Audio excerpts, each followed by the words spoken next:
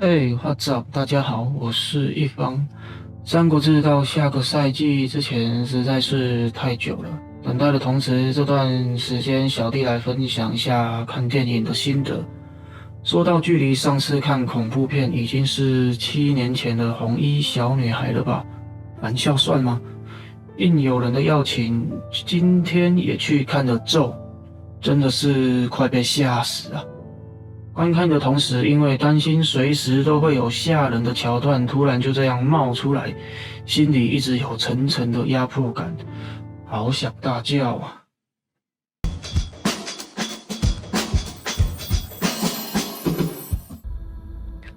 本电影是由一则2005年高雄真实惨案为灵感，这里就稍微提一下。据了解，吴姓一家居住在高雄鼓山区，原本一家儿女居住外地。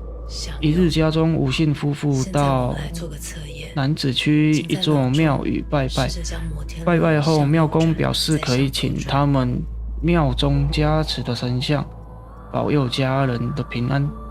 然而几日后，最小的妹妹突然起乩，声称被三太子附身，并向家人表示在台北的大姐有生命的危险，一定要回高雄。母亲立即带长女回老家。到3月初，有日长女接完一通电话后就起乩，自称是观世音菩萨，要为人消灾解难。接着更开始殴打自己，家人陪他到新竹五指山禅修，又到神坛收经，但都没有用。随后其他家人也一个接着一个起乩，各自声称被玉皇大帝、王母娘娘、七仙女等附身，一家6口不停自相伤害，包括拿神主牌及拐杖互殴，以点燃的香烧灼对方，互撒盐米，甚至互相喂食、撒尿来驱赶附身的神明。这样持续了1个月，6人拒绝进食，连日来只喝符水为生。住在楼下的亲戚被他们的举动吓得不敢回家，完全没有人帮助他们。到了4月初，长女口吐白沫断气身亡，其他家人还以为死的是附在身上的妖魔。隔日大家都停止起乩，才将长女送到医院急救。5名家人一直认为长女没有死，妈妈也声称被长女的鬼魂附身，直到真正确认长女的死讯，才恍然大悟，搞出人命。种种不合理之处令人毛骨悚然，才让此故事化为民俗传说，流传到现在。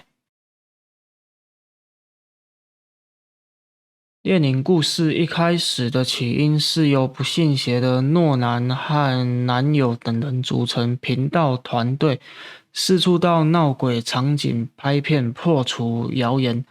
6年前，他们大胆闯入陈氏宗族的老家，触怒了沉睡的佛母。事后，诺南被诊断出精神病症。电影的一开头，应是医师用于诺南的精神治疗的一句话：我们的意念悄悄地形塑这个世界。诺南说明的这一句话贯穿了整个故事的主轴。故事开头，诺南拿着摄影机，看似很合理的记录着女儿带出寄养家庭后发生的生活点点滴滴。但随着日子一天一天过去，过去的诅咒似乎又如影随形地回到诺南的身边。以第一人称的方式进行，不只是因为拍摄手法的缘故，而是那熟悉的家中摆设、周遭的景物，配合着阴暗的场景跟吓死人大声的配乐，实在是有够大声，塑造出让人难以喘息的氛围与贴近生活的代入感。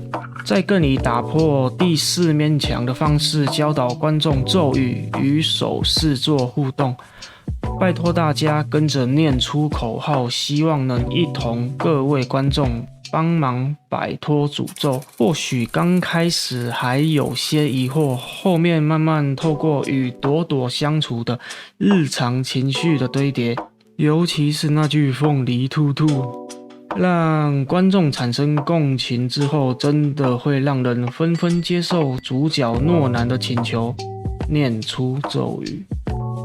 这部片以时间轴交错、类似解谜的方式，慢慢的在影片中出现线索，拼凑出来龙去脉。不习惯这类表达方式的观众可能会觉得看得莫名其妙。其实这一段评价很两极啊。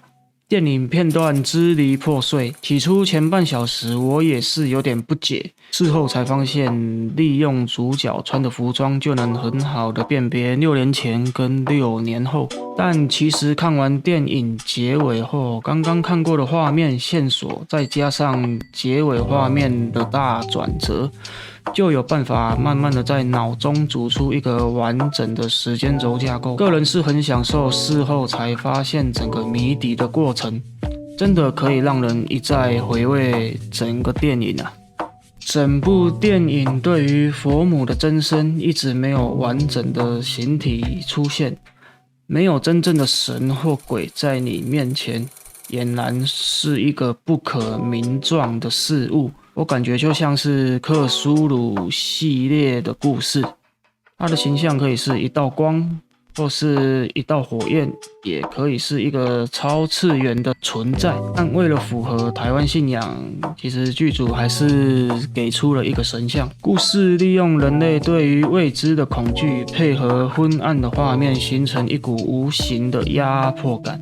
直到最后，都还是看不到佛母完整的容貌，留下一个悬念，去让大家想象，以人类有限的认识，各种无法叙述的现象，其实只需要出现在你面前一次，都会引起一个正常的人类认知失调，再者引起精神错乱。就像剧中出现的各种看过佛母的角色，洛南啊、阿元、陈氏、宗亲等等，在你看来，个个是不是都成了脱离常道的疯子呢？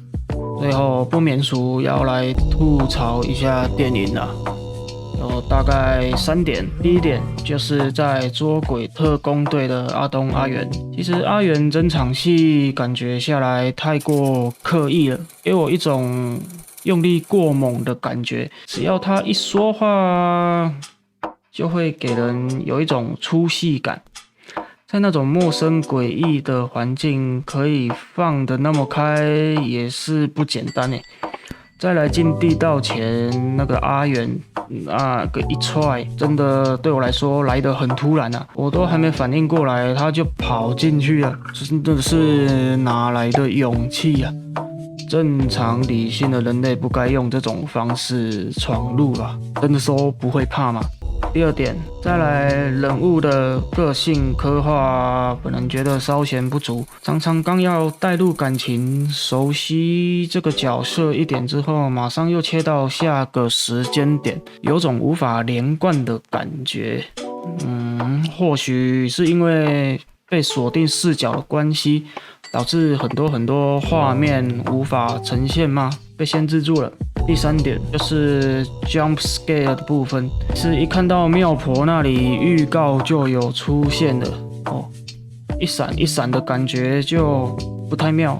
果不其然 ，BGM 越来越大声，闪烁加快，给出提醒之后，还他妈真的冲到荧幕前，其实这时候摄影机还能这么稳，真的是不简单。真心觉得 jump scare 的部分要再减弱一点，至少音效再小声一点了。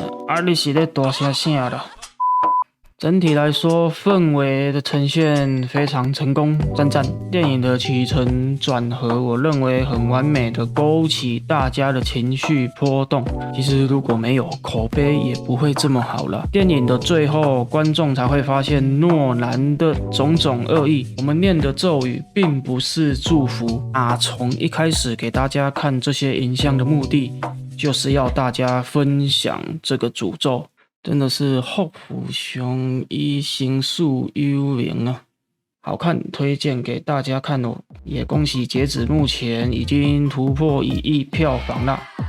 最后记得订阅一方，身体最健康。我们下次见，拜拜。